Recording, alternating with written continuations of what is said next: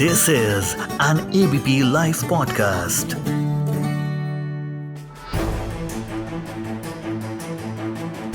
Israel ने ईरानी हमले के 6 दिन बाद शुक्रवार यानी फ्राइडे सुबह करीब 6 बजे इंडियन टाइम में आपको बता रही हूँ 6 बजे जवाबी कार्यवाही की है। फॉरेन मीडिया रिपोर्ट्स के मुताबिक इजराइल ने ईरान के जो न्यूक्लियर ठिकाने वाला शहर है इस्फहान, इसको निशाना बनाया।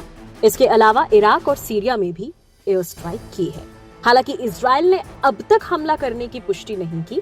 Flight tracking website flight radar के मुताबिक धमाकों के बाद ईरानी एयर स्पेस से कई फ्लाइट्स को डाइवर्ट कर दिया गया है।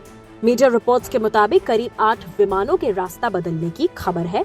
आपको बता दें, इस्फहान वही प्रांत है जहां नतांज समेत ईरान की कई न्यूक्लियर साइट्स मौजूद हैं। नतांज ईरान के यूरेनियम प्रोग्राम का मेन हिस्सा है। ईरान की जो न्यूज एजेंसीज हैं उन्होंने भी धमाकों की आवाज सुनाई देने की जानकारी दी है। और आज एबीपी लाइव पॉडकास्ट पर FYI में चर्चा करेंगे इन डिटेल ईरान के परमाणु ठिकाने वाले शहर पर इजराइल के हमले के बारे में। हमारे साथ में जुड़ चुके हैं। मेरा नाम लेफ्टिनेंट कर्नल JS थोडी है। मैं एक रिटायर्ड आर्मी ऑफिसर हूँ और मैं डिफेंस और स्ट्रेटेजिक अफेयर्स एनालिस्ट हूँ। Thank you so much ABP live podcast के साथ जुड़ने के लिए। पहला सवाल यही लूंगी, इजराइल का जवाबी हमला ईरान पर, आप इसे किस तरह से देखते हैं? अब आगे क्या होगा इसका असर? मानसी जी, इजराइल ने ईरान के ऊपर हमला करके वही किया जो अमेरिका चेतावनी दे रहा था नहीं करने के लिए और जो ईरान चाहता था कि इजराइल करे। अमेरिका शुरू से, जब से 7 अक्टूबर 2023 से ये इजराइल हमास युद्ध शुरू हुआ है, अमेरिका बार बार इजराइल को बोलता रहा है कि इस युद्ध को छोटा करो, जितना लंबा खींचोगे उतनी अपने लिए दिक्कत करोगे। पिछले हफ्ते अमेरिकी राष्ट्रपति जो बाइडेन ने कहा कि ये लंबे युद्ध इजराइल का एक बहुत बड़ी भूल है, लेकिन इजराइल ने अमेरिका की एक ना सुनी और जो उसने किया, जो ईरान चाहता था, उससे ईरान को सबसे बड़ा फायदा ये हो गया अब कि अब ये क्षेत्रीय युद्ध में बदल जाएगा जो अब तक ये 2 पक्ष का युद्ध था।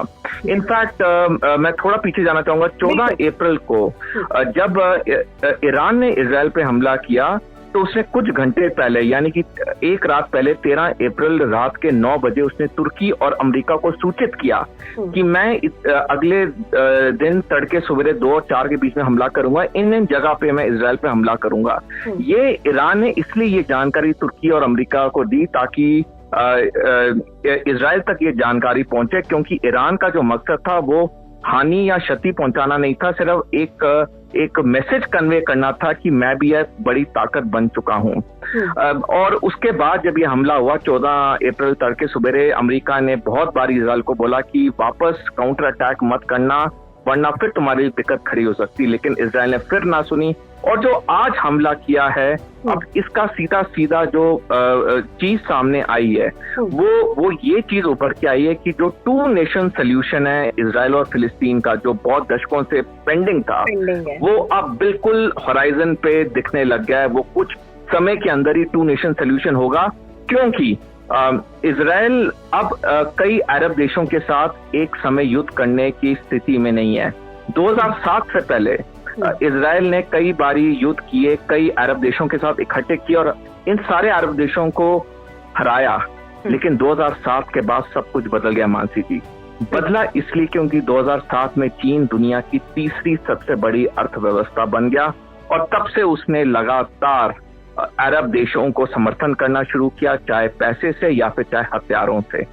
और अब जो हालात हैं अरब देशों के, वो ये हैं कि वो आर्थिक और सैनिक तरीके से मजबूत हो चुके हैं। 20 साल पहले की उनकी वो कहानी नहीं है।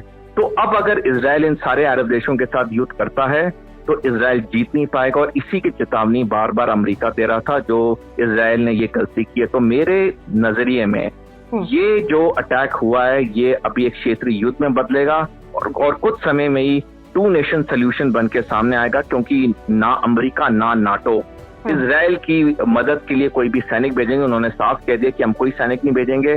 पैसा भी अमेरिका कितना देगा, क्योंकि अमीर से अमीर आदमी भी हो, उसके पास भी एक सीमित पैसा होता है। आज अमेरिका के अंदर अपनी आर्थिक दिक्कतें चल रही हैं, लोग कह रहे हैं कि तुम इतने युद्ध में हिस्सा लेके हमें क्या मिला है। तो ये अगर हम सारे बिंदु मिलाएं तो इजराइल ने आज ईरान पे ये हमला करके बहुत भारी गलती टू नेशन का जिक्र जो आप कर रहे हैं, अगर मैं चाहूँ अगर आम भाषा में आम लोगों को अगर आप समझाना चाहें कि ये चोरी क्या होती है।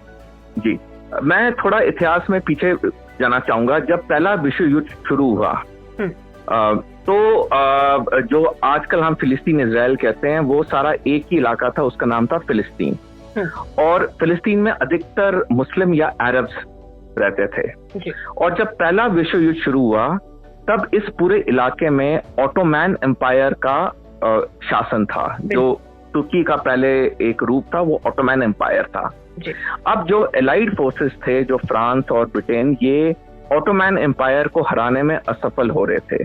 तो ब्रिटेन ने एक फिलिस्तीन के मुसलमानों से, अरब से समझौता किया और कहा कि अगर आप हमारा समर्थन करोगे और ऑटोमैन एम्पायर के अगेंस्ट बगावत करोगे तो जब ही हम पहला विश्व युद्ध जीत जाएंगे ये पूरी जमीन आपकी होगी।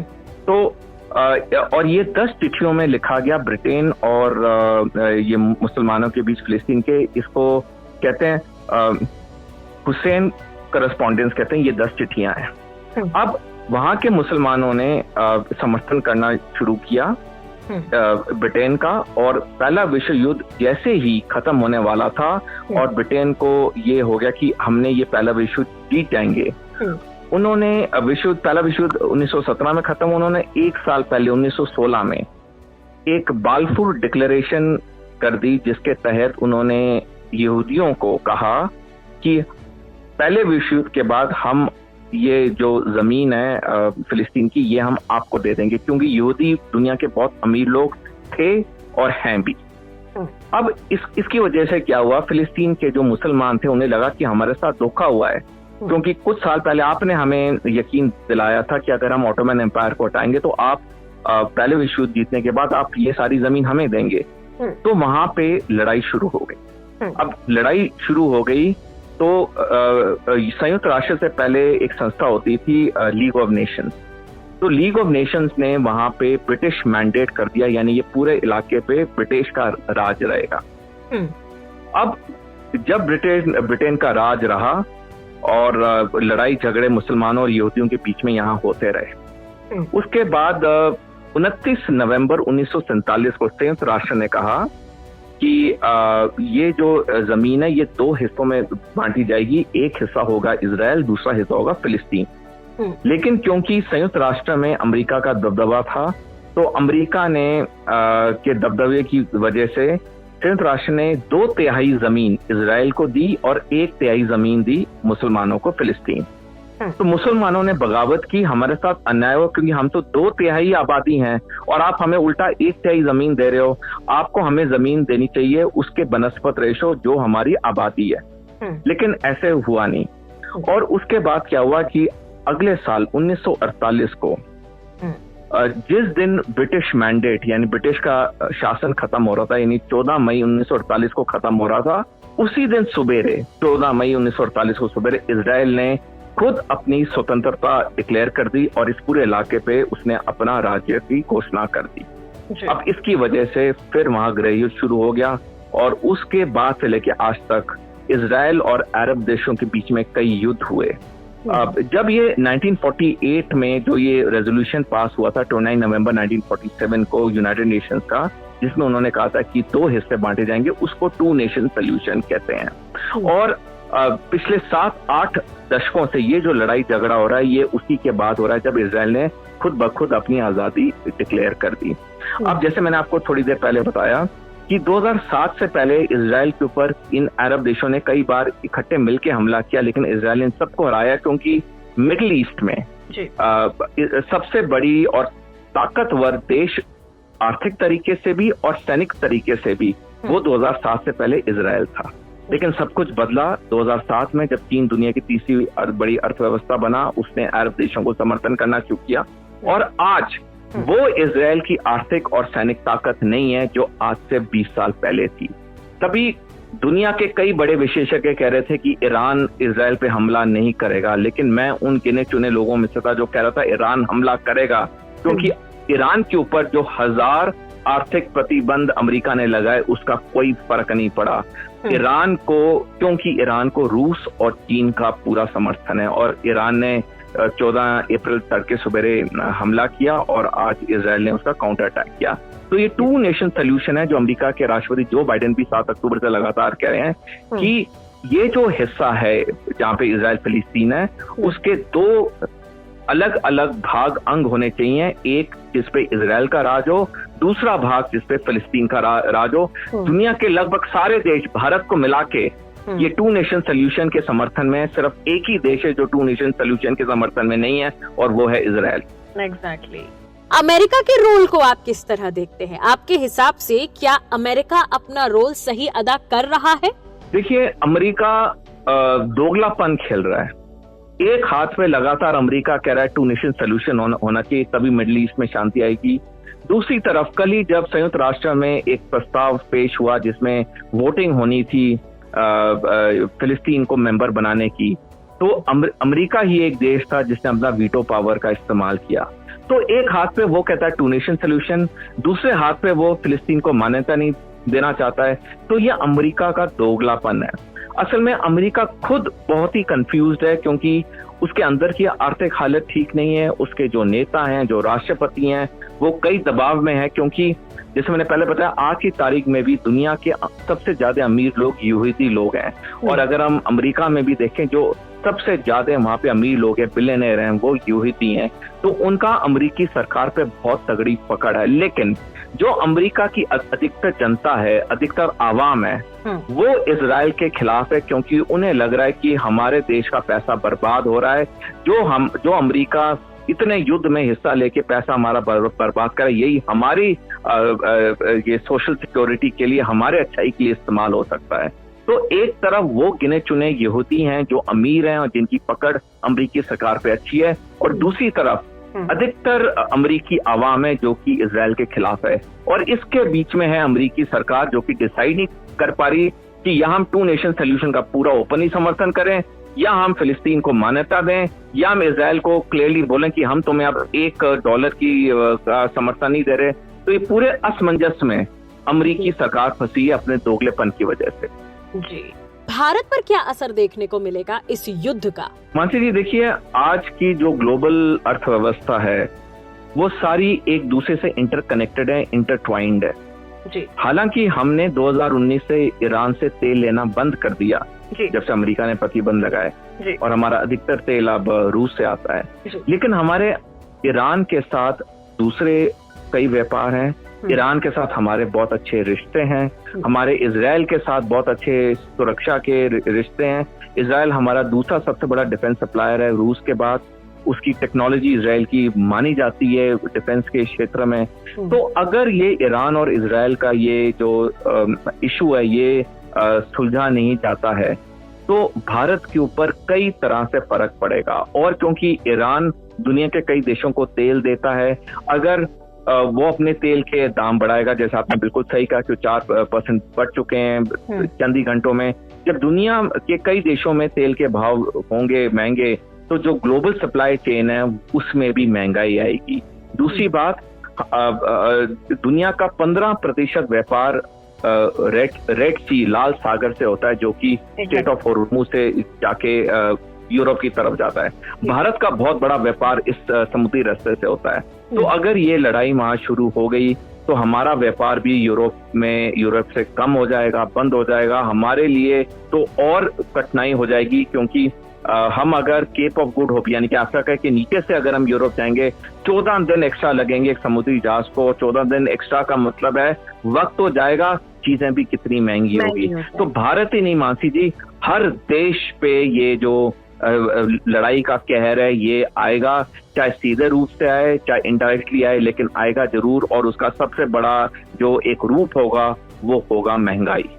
Exactly.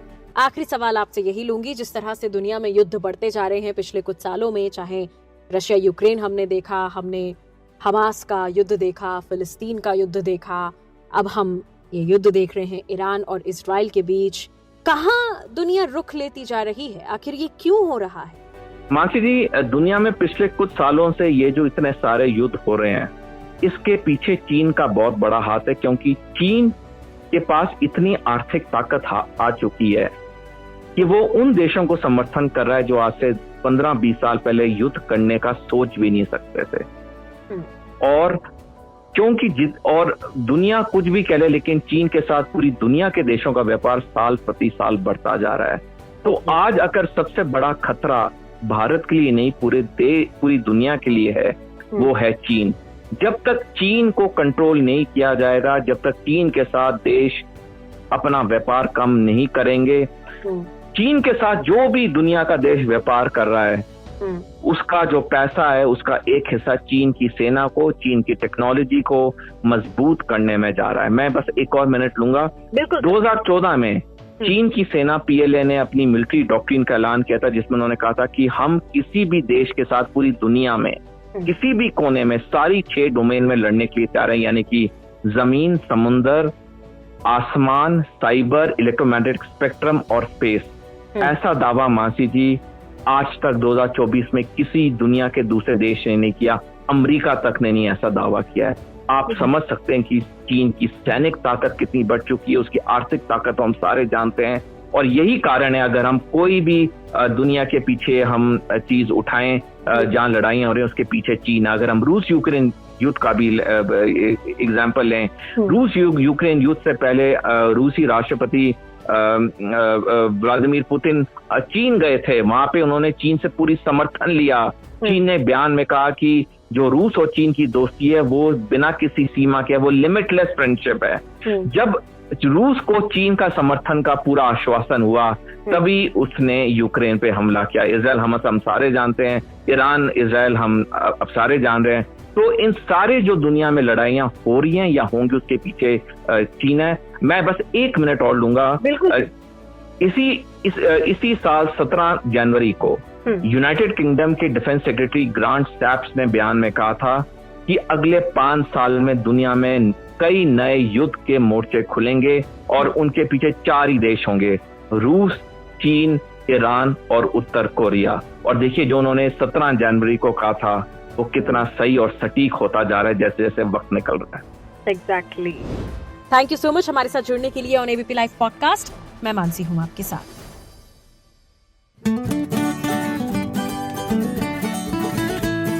This is an ABP Live podcast.